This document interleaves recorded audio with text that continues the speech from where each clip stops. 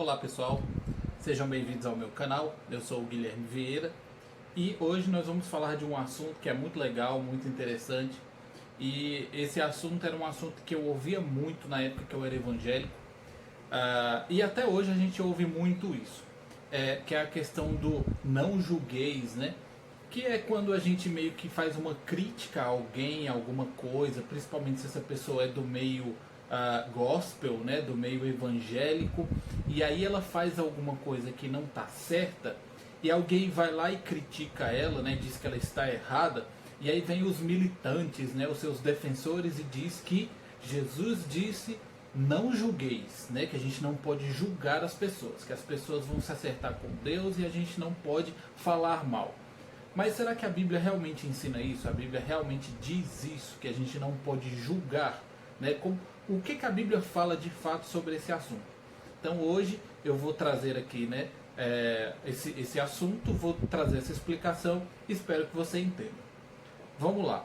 A maioria das pessoas que dizem o famoso não julgueis estão baseadas em Mateus capítulo 7.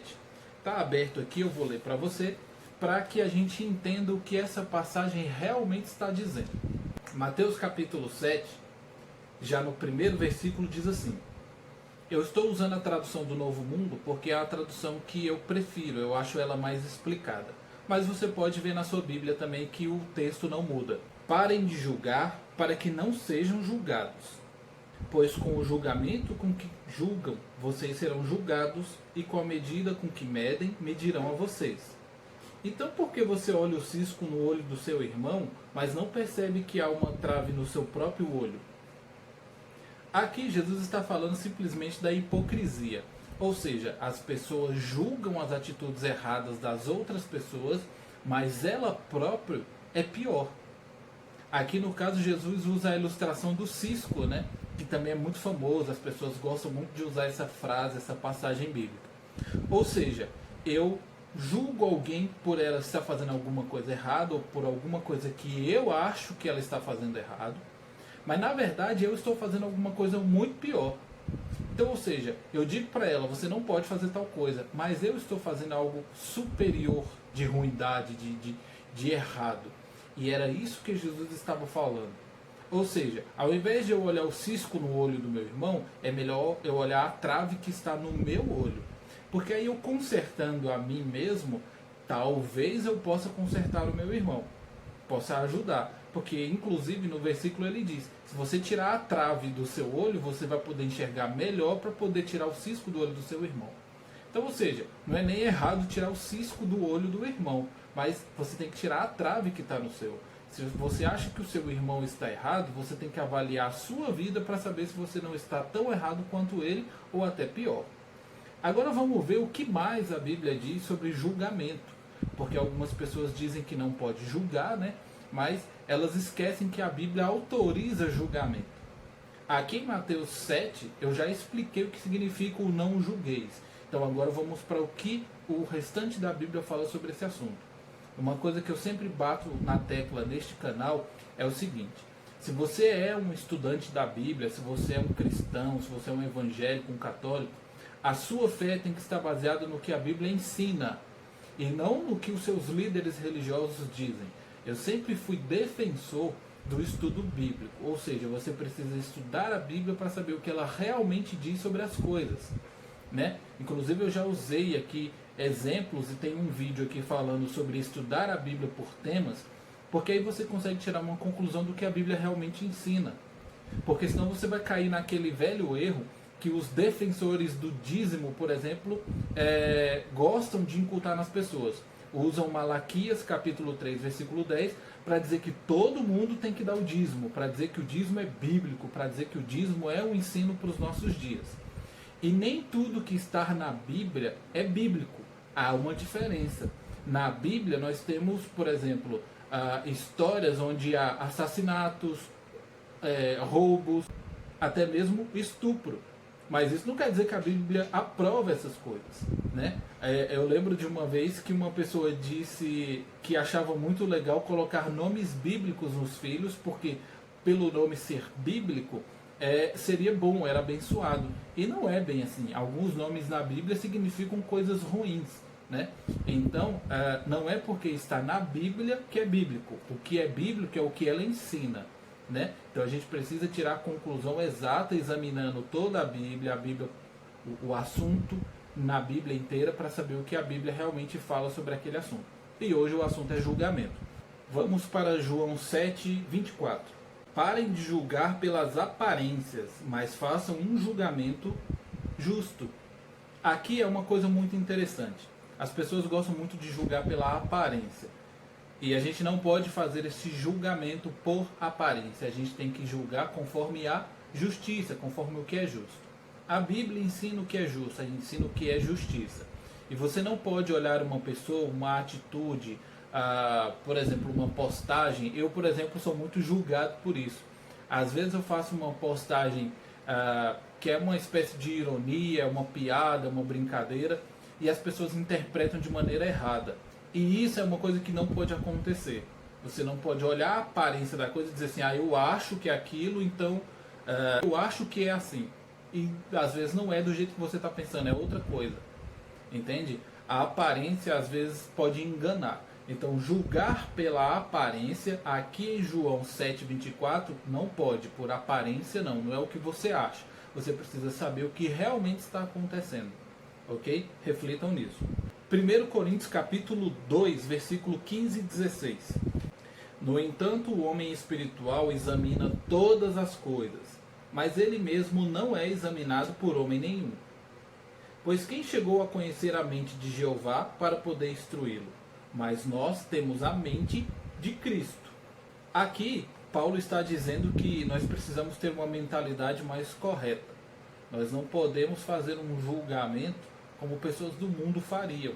Eu lembro de uma vez que um ônibus no estado do Rio de Janeiro bateu, né, num certo lugar e acabou atropelando algumas pessoas. Algumas pessoas que estavam fora daquele ônibus invadiram o ônibus e agrediram o motorista. Só depois elas foram perceber que o motorista passou mal, tinha um problema lá, ele passou mal e acabou desmaiando na direção. Ou seja, essas pessoas agrediram um homem doente. Na cabeça delas, ele tinha cometido um crime, ou seja, ele atropelou pessoas porque era um mau motorista. Mas na realidade o que aconteceu foi que ele passou mal e desmaiou na direção. Então, ou seja, nós como cristãos, como homens que temos a mente de Cristo, nós precisamos avaliar todas as coisas, entendeu? E saber o que é certo e o que é errado, de acordo com o que a Bíblia ensina. 1 Coríntios capítulo 5, versículo 3 e 12.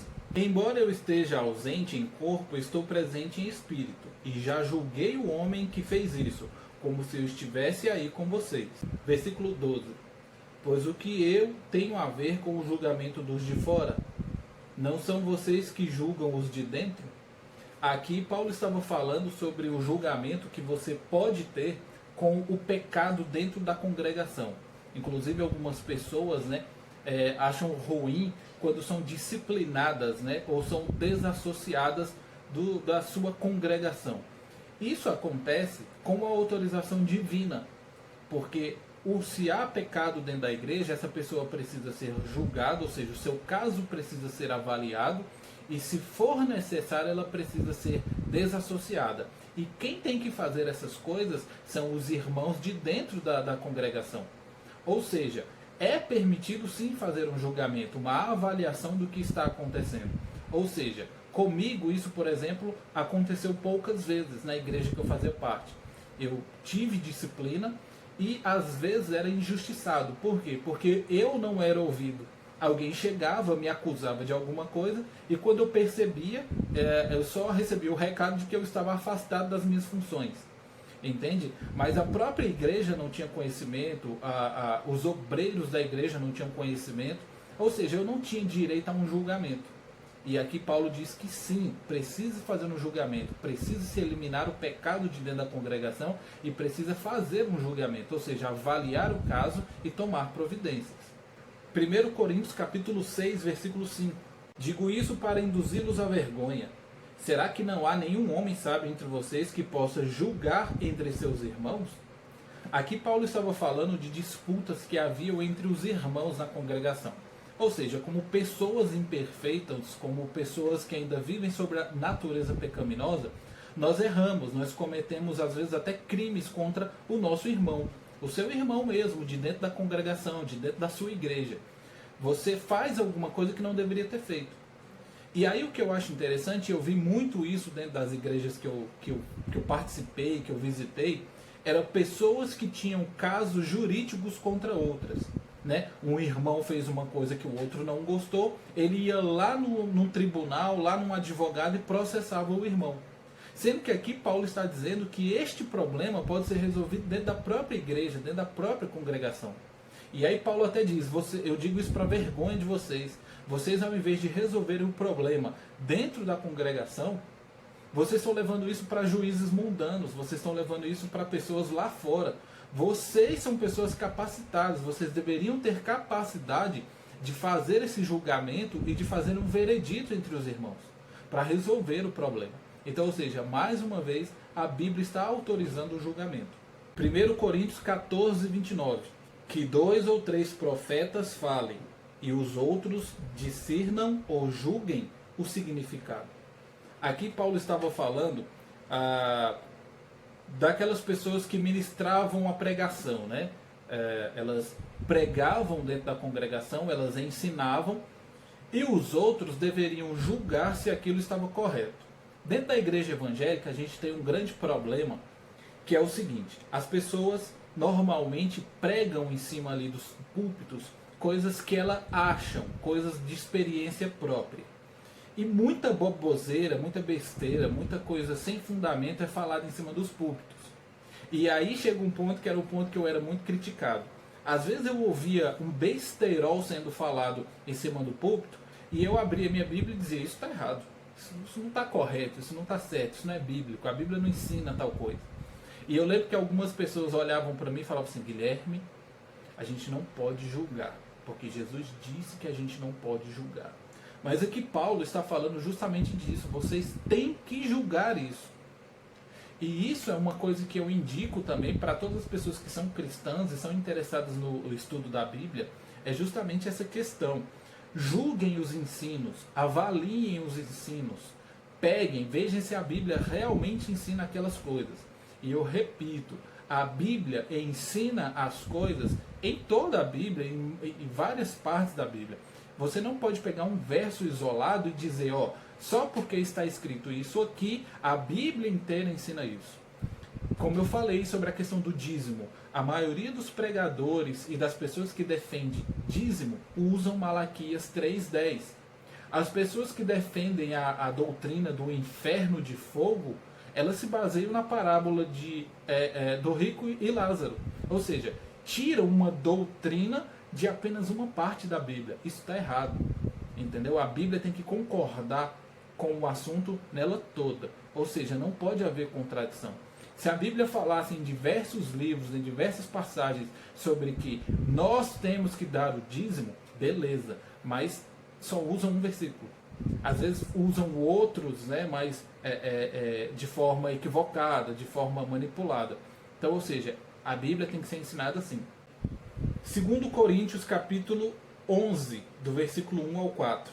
Eu gostaria que vocês me suportassem numa pequena insensatez, mas de fato vocês estão me suportando. Pois tenho ciúme de vocês, um ciúme semelhante ao de Deus, porque eu pessoalmente prometi em casamento a um só marido, ao Cristo, a fim de apresentá-los como virgem casta a ele. Mas tenho medo de que, assim como a serpente seduziu Eva pela sua astúcia, a mente de vocês seja de algum modo corrompida, afastando-se da sinceridade e da castidade que devemos ao Cristo. Pois de fato, se alguém chega e prega um Jesus diferente do que nós pregamos, ou se vocês recebem um espírito diferente do que receberam, ou boas novas diferentes das que aceitaram, vocês facilmente o suportam. Paulo aqui estava falando sobre a capacidade de julgamento para discernir quando o assunto é realmente bíblico, é realmente cristão ou não.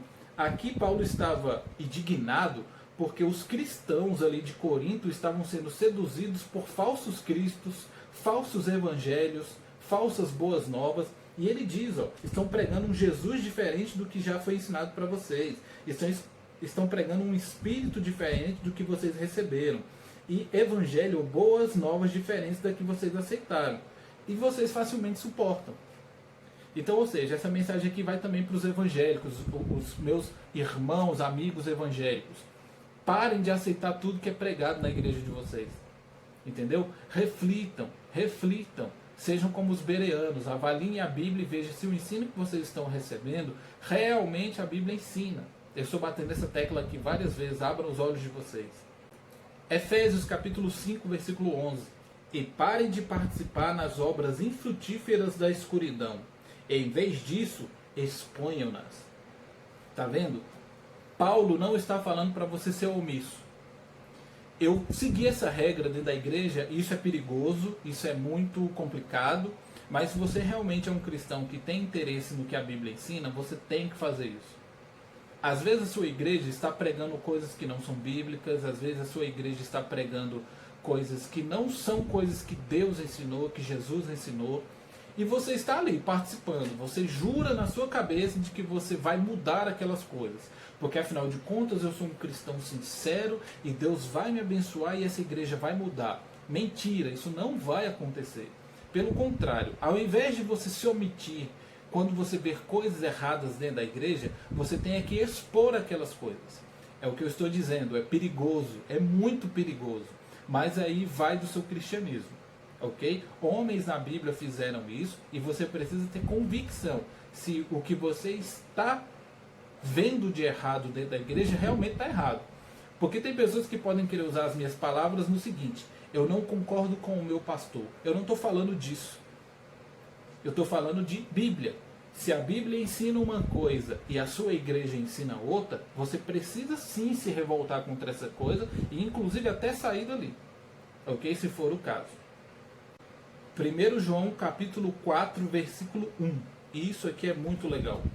Amados, não acreditem em toda declaração inspirada, mas ponham à prova ou julguem as declarações inspiradas para ver se elas se originam de Deus, pois muitos falsos profetas saíram pelo mundo afora. Isso aqui também era outro problema que eu tinha dentro da igreja. Você ouviu uma declaração e a pessoa diz assim: eis que Deus está me dizendo, eis que o Senhor me disse, eis que não sei o quê. Tome muito cuidado com isso, porque essas declarações normalmente não são de Deus. Primeira coisa, o que Deus tem para dizer para nós, o que Deus tem para revelar para nós, está aqui. Está aqui na Bíblia, tá? Na Bíblia, está na Bíblia, está escrito ali. Deus revelou o que a gente precisa saber na Bíblia. Acabou. Deus não precisa hoje usar uma pessoa para revelar coisas para você. Entende? Por quê? Porque já está aqui na Bíblia. O que você precisa saber sobre Deus está na Bíblia. O que Deus realmente quer, quem realmente é Deus, o que Ele espera de você, está na Bíblia. Você não precisa que um profeta chegue e diga: eis que o Senhor me mandou te dizer. Não existe isso. Não existe. Tomem muito cuidado, essas coisas precisam ser avaliadas. Eu já vi muita profecia dentro de igreja, e isso acontece 24 horas por dia dentro das igrejas, principalmente igrejas pentecostais. Esse negócio de revelação, e isso traz um problema enorme, né? De pessoas que, eu vou orar por você porque Deus me revelou que dentro da sua casa tem um demônio dentro de alguma coisa dentro da sua casa. Tome muito cuidado, porque isso se assemelha muito com esses adivinhos, cartomantes, pessoas que leem a sorte. É exatamente a mesma coisa, só que com uma linguagem gospel, uma linguagem pseudo-bíblica. Então a pessoa chega e quer ler a sua sorte, quer revelar o seu futuro, entendeu? E não precisa disso. Eu lembro até que algumas pessoas dentro da igreja, elas faziam o seguinte: elas faziam uma espécie de mágica dentro da igreja, e isso é fato, isso não é mentira, tem milhares de vídeos aí na internet para vocês verem isso. As pessoas faziam mágica dentro da igreja, faziam hipnose dentro da igreja, e aí quando colocava, né, a maioria dos mais fracos, né, em transe, elas começavam a falar revelações. Eis que o Senhor mandou dizer tal coisa para fulano de tal. E tinha revelações, inclusive, que, por exemplo, a pessoa chegava e falava um monte de línguas estranhas, que ninguém entendia nada, e depois dizia assim: eu sou Jesus Cristo e estou voltando e tal, prepara a minha igreja. Queridos, Jesus está voltando tem 2000 anos, entendeu? Ele não precisa revelar isso para uma pessoa dentro de uma igreja, isso já está revelado na Bíblia. O que a Bíblia ensina são os sinais que aconteceriam quando estivéssemos próximos do fim. E isso já está acontecendo. Inclusive eu tenho um vídeo, vou deixar aqui na descrição, falando sobre os cavaleiros do Apocalipse, para você entender o que realmente é sinal do fim dos tempos. Então, o vídeo de hoje é esse, não deveria ter sido tão grande, mas foi. Eu espero que você tenha entendido. Se você não entendeu, deixa um comentário, eu explico mais. Curta esse vídeo, compartilhe esse vídeo com as pessoas que você conhece. Inscreva-se no canal. 60% já diminuiu. 60% das pessoas que assistem os meus vídeos não são inscritas no canal, então inscreva-se. Deixa aí o seu gostei e a gente se vê no próximo vídeo. Tchau.